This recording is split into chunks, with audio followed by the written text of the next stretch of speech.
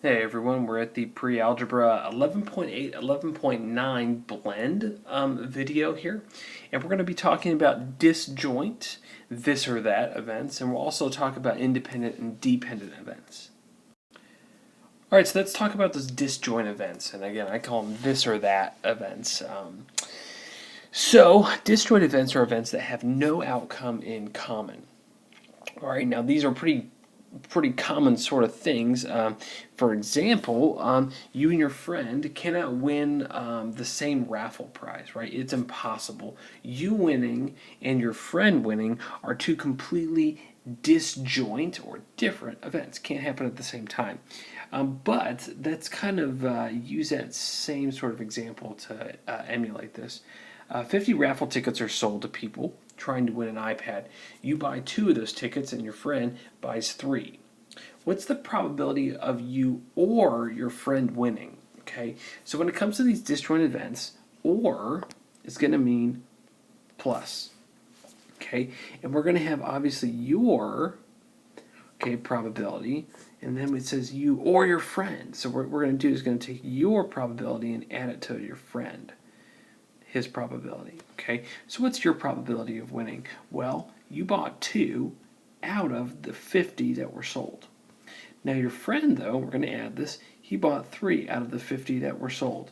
So what's the probability of you or your friend winning? We actually take these and we add them, and you get 5 out of 50, which would then simplify down to 1/10, or 1 out of 10. So what's the probability of you guys winning? Either of you winning would be 1 out of 10. Alright, so maybe you think that's easy. So if that's the case, why don't you take a second, pause the video, and I want you to try this problem here, okay? Play it when you're done and see how you do. So it's Mother's Day, and considering that your mother raised you, you had better get her something nice, okay? Of course, it's not Mother's Day, but it's coming up, so think about that.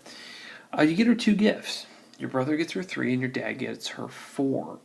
So your mom in the morning, you've made her breakfast, and now she's up, and it's time to give her gifts. And your mom moves towards the pile of gifts to pick her first one. What's the probability that she picks a gift from you or your brother? Okay, so you have this pile of gifts over here. From you, there were 2. Your brother got her, that's a terrible looking gift. I would not want that. 3, okay. And your dad got her 4. Okay, 1, that, again, I don't know why I can't draw squares today. That's super interesting. That's not really a square either. 3, and then a 4th gift. Okay. Again, we want to know what's the probability that she picks a gift from you or your brother. Now, okay, or your brother. That's the key word, because what it means is we're going to add some things together. What are we going to add? Well, gifts from you or your brother, okay? So let's talk about you first. What's the probability she would pick a gift from you? Well, you gave her 2, and there are 1, 2, 3, 4, 5, 6, 7, 8, 9 gifts. So she's got a 2 out of 9 chance of grabbing one of yours. But she could also pick your brother's. Okay, your brother gave her 3 out of 9, right? So should I just simplify 3 9ths to 1/3? You could, but here's what you need to do. Keep them the same. Keep this unsimplified. The reason is he has a 9, he has a 9. You're adding fractions, so you have to keep the denominator the same. 2 plus 3 is 5, and that's your answer right there. That is the probability that she picks a gift from you or your brother. And again, let's keep in mind that these are 2 disjoint events, and we found the probability of one or the other happening. But they're disjoint because she obviously couldn't pick yours and your brother's first. She has to touch one first, so that's why they are disjoint. Let's move on to this one, okay? There's 80 students who responded to a survey that asked them to give their dream job, okay, a list of their dream job. 20% of the answers were in the medical field, all right? 50% were in engineering, 10% were in the arts, that's my best attempt at a paintbrush, and the remaining 20% were in the other category, okay? So, I don't know, teaching, some sort of sports or something like that, okay? So what's the probability that if you randomly selected one of those students, that's not how you spell those, Those, what's the probability that if you selected one of those students, they will have responded with something in the medical field, right? Well, let's think about that.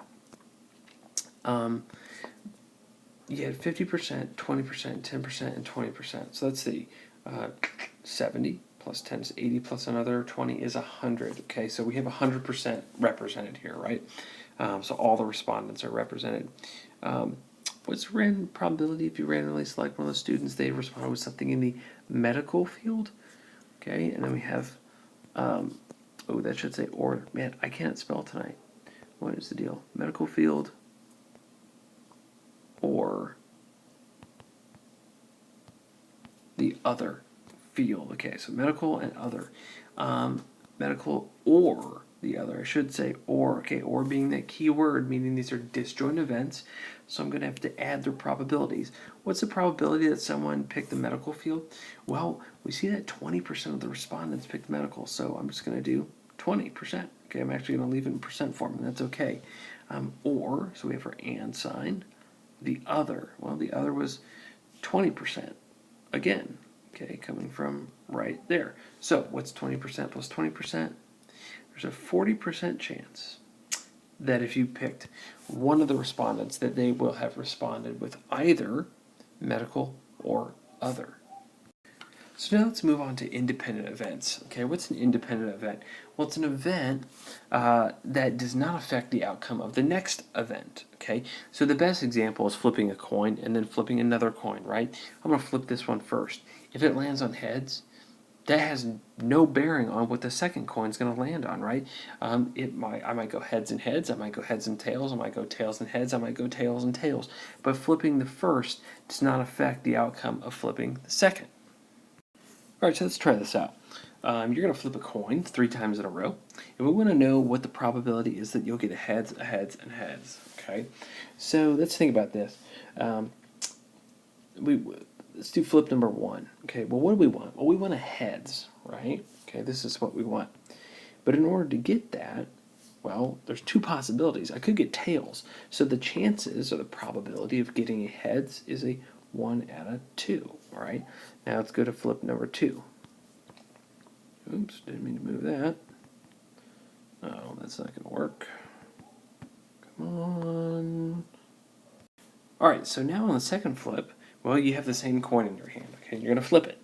Well, your chances of getting a heads on the second is still the same as the first time. You get a 1 out of 2. And then on your third flip, well, actually, your chances of getting a heads remain the same, 1 out of 2. So we have a 1 out of 2, a 1 out of 2, and a 1 out of 2. So what's the probability of getting heads 3 times in a row? Well, what we're actually going to do with these events is we're going to multiply them, okay? So when it comes to these independent events, we're going to multiply. So a half times a half times a half. Well, 1 times 1 times 1 is 1.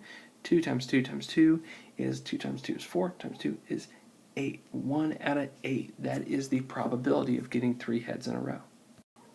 Alright, so why don't you take a second and try this one out. Play the video when you're done. Alright, so first it says find the probability of rolling an even number. Okay, obviously we have a 6-sided die here. So on the die we have, well, 1, so not even, but then 2, 4, and then 6. So out of the 6 total things that we could roll, 3 of them are even. So we have a 3 out of 6 or a 1 out of 2. Okay. Find the probability of rolling a 2. Well, again, we have 6 different sides it could land on, and only one of those numbers is a 2. So you have a 1 in 6 chance of rolling a 2. Now, what's the probability of rolling an even number, then re-rolling and getting a 2? Well, again, we said even number was 1 out of 2. You could say 3 out of 6 if you want. And then rolling a 2 was 1 out of 6. So remember, when we're doing independent events, what we need to do is we need to multiply. So the first probability was a half times the second, which is a sixth. You get 1 over 12. That's the probability of rolling an even number, then rolling a 2. So now what I want to do is take the same concept, okay, the probability of rolling an even number, which we said was a half. Now instead of rolling a 2, why don't you cross that out and rolling a 2 or a 4, and then go ahead and find that combined probability. Okay, so we're using the same thing here. Find the probability of rolling an even number, which we said was 1 out of 2.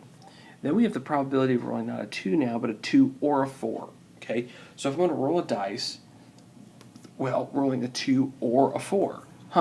Those are going back up to before. Those are those disjoint events, okay? A 2 or a 4 can't happen at the exact same time. So we need to add the probability of rolling a 2 to the probability of rolling a 4. Get back to where we are. Okay, so this was even here, even. And here, next, we have 2 or 4. Well, the probability of rolling a 2 is a 1 out of 6. Okay? The probability of rolling a 4 is also 1 out of 6, but these are disjoint events. They can't happen at the same time, and we add their probabilities. Okay? So a 6 plus a sixth is 2/6, or 1/3. Okay? So now what we're going to do is find a combined probability there. The probability of rolling an even number, then and this should say 2 or a 4. So this is the probability of rolling a 2 or a 4. And an even, because we're talking about this, then this, we're going to multiply, and a half times a third is going to get you 1 out of 6. Okay, so now let's let's compare these two things, right? This first thing was rolling a even, and then rolling number 2. And that was 1 out of 12. Okay, so not the greatest chances, under 10% there. But here, rolling even and then a 2 or a 4. So we just added in one extra number, is a sixth. Adding in that little 4 there actually doubled our chances compared to when you have an even and then just a 2. All right, so let's talk about dependent events now. Okay, so what's a dependent event? Well, it's one event that does affect the next. Okay, so an example is like a marble bag. Okay, so let's pretend we have a marble bag. All right, we have all these marbles in there.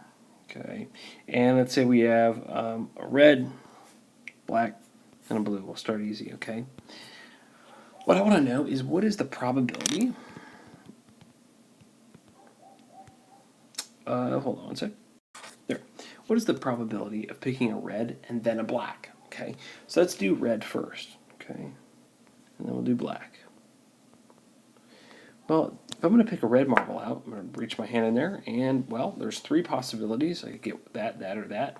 And there's only one red, so we have a 1 out of 3 chance. Okay, but notice this word here, then. Okay, then a black. So let's think about it. If I pick the red marble out, well, then I can't pick him again. He's already out of the bag. So then all I have left are black and blue. So in the chances of getting a black marble would be 1 out of 2. Now, just like independent events, to calculate these probabilities, we're going to multiply. So a third times a half, that's going to end up getting you 1/6. Okay, what's 1/6? It's the probability of picking a red and then picking a black. All right, so you have 125 jelly beans in a bag. 25 are strawberry flavored, 30 are lemon flavored, and 35 are grape flavored. And the remaining are just random other flavors. So what I want to know is what is the probability of picking a strawberry and then a grape? And then what's the probability of, pretend all the 125 are back in the bag, picking a grape, another grape, and then a lemon. So pause the video and give this a shot. I bet you can do it, and then play it when you're done. All right, so I'm going to do this one first. Strawberry, then grape. So strawberry. There's 125 in the bag. I go to pick my first out. What's the probability that it's a strawberry? Well, in the bag, we have 25 that are strawberry out of the entire 125. So as a fraction, yeah, we could actually simplify that down to be, well, 25 over 125 would be 1 out of 5. Okay, now let's talk about grape. Okay, so now that we picked the strawberry out, we have to think about something. How many grape are in the bag? Well, we picked one strawberry out, so now there's only 124 left in the bag. And out of those 124, how many are grape? Well, there's still 35 grape left. I didn't pick out a grape over here, so there's still 35. Okay, oops, colors are changing on me. 35. So let's take this 1/5. And then again, we're talking about independent and dependent events, so we multiply those two. So a 1/5 times 35 over 124, all right? Sometimes if you want to try and simplify this down, it's okay. Usually on these large fractions, I just multiply across the top, which is 35, and then across the bottom, 5 times 124. and I get 620. And now is when I'm going to start to simplify. So 35 over 620, well, I know they can both divide by 5, so that would be a 7. 35 divided by 5 is 7. 620 divided by 5 gets you 124. Last time I checked, 124 and 7, no, they don't divide. So 7 out of 124 would be the probability of getting a red and then a grape. All right, so let's check the second one out. What's the probability of picking a grape, another grape, and then a lemon? Okay, well, so let's see. We're going back to the beginning, so let's pretend there's all 125 back in there. So we're doing grape. Okay, then another grape. And then we need a yellow. Let's do this one. And then lemon. Okay, so the first grape, well, there's 125 in the bag at the moment. And there are how many grapes? Well, there's 34. Okay, oops, 35, I'm sorry. Got ahead of myself. Okay, so now that I picked this first grape out, though, how many total are left in the bag? Well, there's 124 total because I picked one of these grape, long, weird-looking jelly beans out. But now how many out of those 124 are grape? Well, there were 35 grape-flavored, but I picked this one out, so now there's 34. Okay, and then I pick him out. Okay, and now we got this lemon one to worry about. Well, how many are remaining in the bag now? Well, now there's only 123 in the bag because I've picked 2 out. How many of those remaining 123 are lemon? Well, 30 of them are lemon in the beginning, and I haven't picked any lemon so far, so there's still 30. And now if you remember, what we do is we multiply all of these fractions. All right, so when you multiply straight across, you get on the bottom 1906500. So looking at almost 2 million over 35 times 34 times 30, which would end up getting you 35,700. Okay, now I know these fractions are going to reduce down. Okay, so I could first divide by not just 100, but by 1,000. And eliminate those 2 zeros, so I get 357 over 19065. So 19,065. 357, man, quite likely it's prime. So what I'm actually going to do is I'm going to put this in percent form. Okay, so I'm going to take this 357, and I'm actually going to divide that by this 19065. And when you do that, you get the decimal 0.018725, so on and so forth. We're going to make this a percent, so I need to take this decimal 2 places to the right, and let's say round to the nearest hundredth, so 1.87%. Okay, so what is that? Well, it means if you want to pick out a grape, and then a grape, and then a lemon, you only have a 1.87% chance of doing that when it comes to this bag of 125. All right, guys, that's all I have for you. Thanks for sticking with it. Look forward to talking more about this in class with you, and I'll see you then.